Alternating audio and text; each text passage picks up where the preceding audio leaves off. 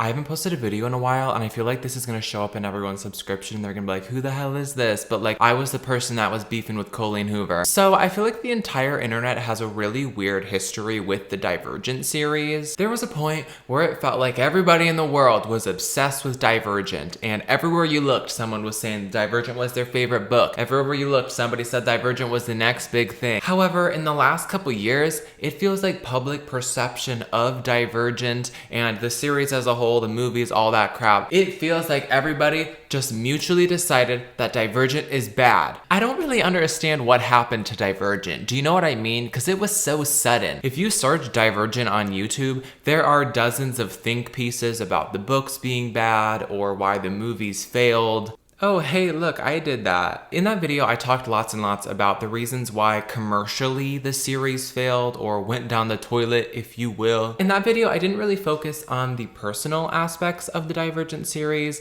I didn't really talk at all about my own experience with the series and what led me to make that video and sort of my evolving thoughts. So today, I want to go on a trip through memory lane, and I want to just tell you about my origins with the Divergent series, some of my cringy memories, but also what led me to turning on the series and then re-examining how I view the series today. So, let's start from the beginning. Mama, no! No! Mama, no! So I first read Divergent in 2013 when I was 13 years old. I was a very obnoxious child, as you all can imagine. I had run out of Hunger Games books to read, and I wanted to read more, and obviously everybody ever was saying, hey, Divergent's the next big thing. It's similar to the Hunger Games. You need to read it. It didn't take long for me to finish the book and say that it was my favorite of all time. I sort of pushed the Hunger Games to the side and said that Divergent was my favorite. I do believe that the only reason I ever said that Divergent was my favorite book of all time was because all of my friends said that the Hunger Games was their favorite book, and I didn't want to be basic. During this period of my life, I was very annoying. I would tell everybody ever that I knew that they needed to read Divergent.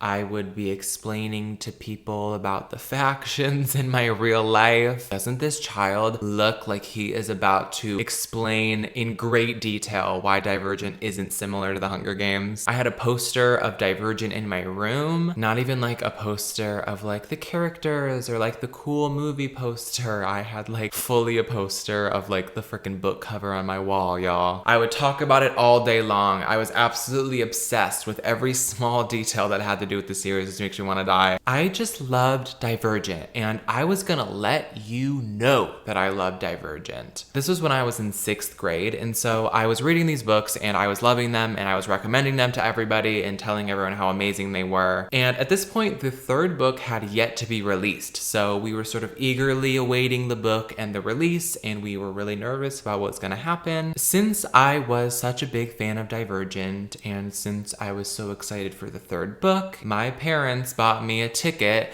to go to the author Veronica Roth's book signing. I wonder what could go wrong. Mama, no! No!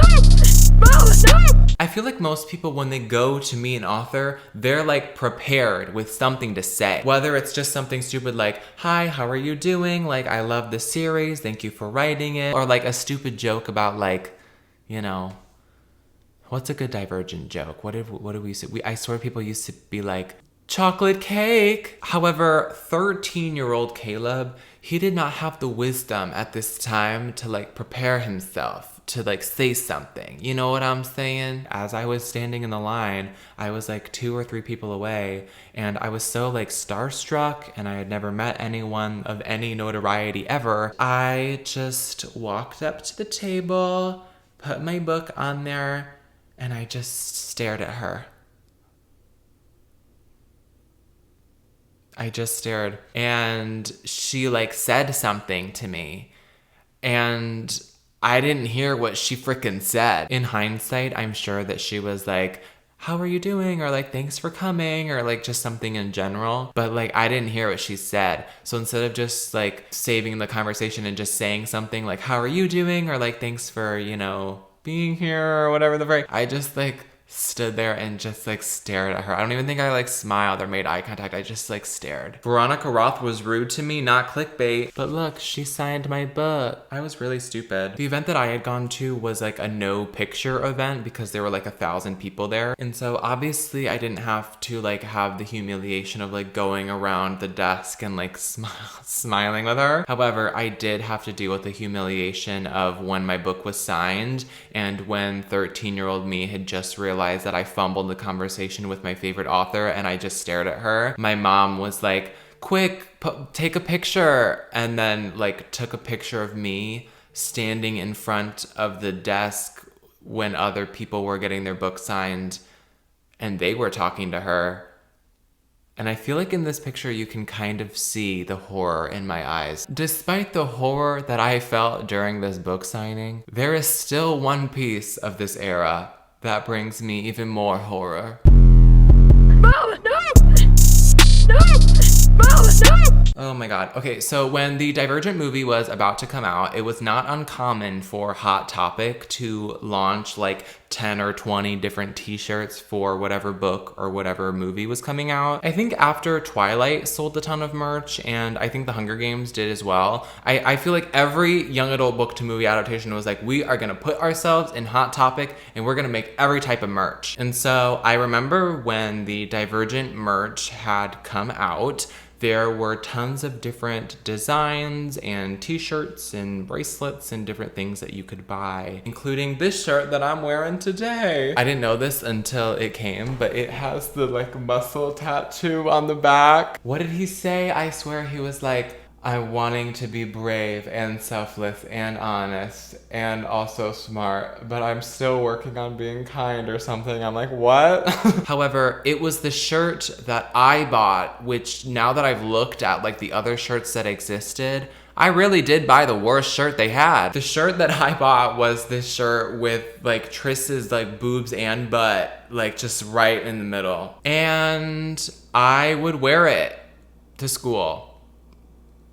Like all the time. I would make sure that the shirt was clean, like so I could wear it at least once a week. And people at my school would like say stuff about it. They'd be like, oh my gosh, like I want to see that movie. Or they'd be like, I love that book. Like it was a conversation starter. Maybe it was ugly, maybe it was cringy, but I loved that shirt. And get this, I wasn't even the only person in my school that wore a Divergent shirt. I was in my health class and I sat at this table and some kid was like, this other girl that we have class with in one of our periods also has that shirt. And I remember being like, oh cool. And then I remember seeing her like all the time wearing it. Like just two 13-year-olds with Tris's ass and titties just everywhere for everyone to see. I was wearing my damn Divergent shirt to church, y'all. I had Tris's ass and titties full focus and I was just strutting it into church, y'all. And I feel like they should have kicked me out. I feel like they should have been like, you are not allowed to be in here after you are wearing that with her titties out. I looked everywhere in my house. It's gone. And I do believe that somebody in my family burned it. Mom, no! No! Mom, no! So I made a video in 2019 where I publicly denounced the series and said that it was secretly bad all along and that the movies were terrible and that it was a ripoff of The Hunger Games and that it was stupid and terrible and bad. I love my vocabulary, it's really good as you can see. But anyway, this video ended up going pretty viral and a lot of people were watching it and saying that I was really good at making videos, which is true. In this video, as I said earlier, I talked about some of the commercial and financial reasons why the series had, in my opinion, gone down the frickin' toilet. And these things included the third book being very confusing and a little bit derivative and not really making that much sense. I also talked about the second movie sort of changing the tone and the style of the series, which had really, really ugly CGI, so it didn't even feel like the same world as the first movie that everyone had liked. And then the third movie... You might as well be my child, which is what you're acting like. a spoiled child. It's weird to think that the series in 2013 and 2014, that was like the next big thing that everyone was super excited to read and see the movies and become a big fan of, was already rotting away in the clearance section of Hot Topic by 2015. But it's weird because over all of these years, I've still held a ton of nostalgia for the Divergent series. I still have looked at them on my bookshelves and smiled. I've still remembered my t-shirt, because how could you freaking forget that? But everyone is saying that Divergent has been bad all along and that we were too naive to see. But I still have a small belief that secretly it's been good all along. My thoughts are all over the place. Do I like Divergent? Do I hate Divergent? Is the internet right in saying that it was secretly bad all along? I don't know. And so I did the only thing I could think to do. Mama, no! No! Mama, no! Okay, so I reread Divergent, and if I'm being honest with you, I don't know if I could tell you what my thoughts were. Like, normally when I prepare for a video, I have like an idea of how it's going to go. I wasn't sure if I was going to enjoy the book. I wasn't sure if I was going to be making fun of the book. I had no clue. And so I started reading, and almost immediately I knew exactly how I was gonna think about this book and exactly what I was gonna say about it during this video. And I have some very unfortunate news to share with you about my experience reading this book. I loved it. It was so good. I read this in like 2 days. I was literally reading for like 5 hours a freaking day, y'all. I was living my best life. I don't know what it was about this reread, but it was like crack. It was so good. I loved it so much that I'm currently reading book frickin' 2, and I'm like halfway through it and I'm still obsessed. And so it's kind of embarrassing because like in my mind, I thought that I was going to like rip this book to shreds and find like funny dialogue and cringy things. But since I was so immersed in this world, I barely was taking frickin' notes. I was barely highlighting stuff because I was just enjoying myself. I'm gonna try to think of like some cringy things just to be funny, because I'm sure you people are like, oh, he liked the book. This is really embarrassing. Okay, let me think. One of the really cringy things, but like I don't even care, was the fact that like at the beginning when they have to do like the test, I remember when I was young, I thought like the whole test of like the factions was so like interesting and epic, but when you reread it, it sounds like Veronica Roth had no clue what she was saying. I swear they start the test and she's like, okay, so like I'm in a room and then there's like a plate and it has like cheese on it and then the other plate has like a knife in it. And if you are like a member of like the nice faction, you'll pick the cheese because you'll be like, oh, I can make people like a sandwich with it. But if you're part of like the mean, like strong faction, you'll pick the knife because you want to like fight people. A dog comes in and starts like barking and like attacking her, and they're like, if you're in the brave faction, you'll like fight the dog. But there's also a little girl in there, and if you try to save the girl, then you'll be in the selfless faction. But if you just run, then you're like in the nice faction or something. It didn't really make that much sense if I'm being honest. And then there was like the next part of it, and she was like in the bus. There was like a man, and he was like, you know who this murderer is. And then she in her mind was like, wait, I do know who the murderer is, but I'm not gonna tell him. And so she's like, I don't know who that is. And like, if you are honest, then you're in the honest faction, but if you're not honest, then you're not in it. And then she's like being like weirdly mean, and she's like, I don't know what you're talking about.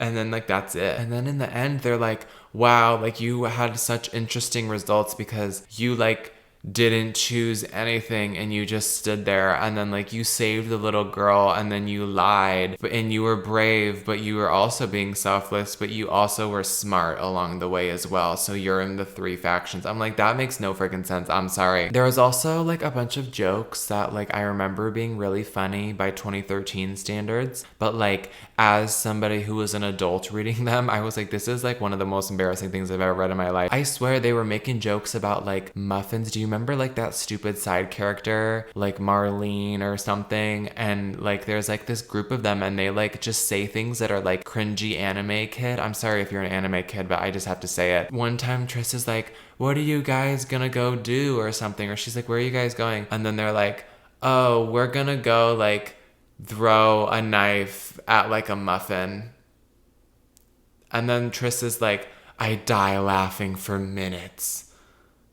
And then like that's the end of the chapter and you're like, what? One of my favorite aspects about this book was the character of Four. He just like says things that like allude to who he is, but he just like refuses to admit it for no reason. Four is literally getting his ass beat by his dad, and then Tris is like, oh my gosh, I figured out his name. And you're like, girl, there's other things that we need to freaking worry about right now. Do you know when you have like an old friend and there's somebody that like they used to be in your life during like a specific period of time, like years later you're like reunited and it feels like you're back where you were like years ago, even though both of you are completely different? That's kind of how it felt to read freaking Divergent, y'all. I felt like I was a kid again. I felt like I was in the world again. I felt like I wanted to dress in black and like run down the streets and stuff like that. I felt like I wanted to wear a Divergent shirt, and I felt like I wanted to stare at Veronica Roth and not say a single thing. So my overall takeaways for this reread are: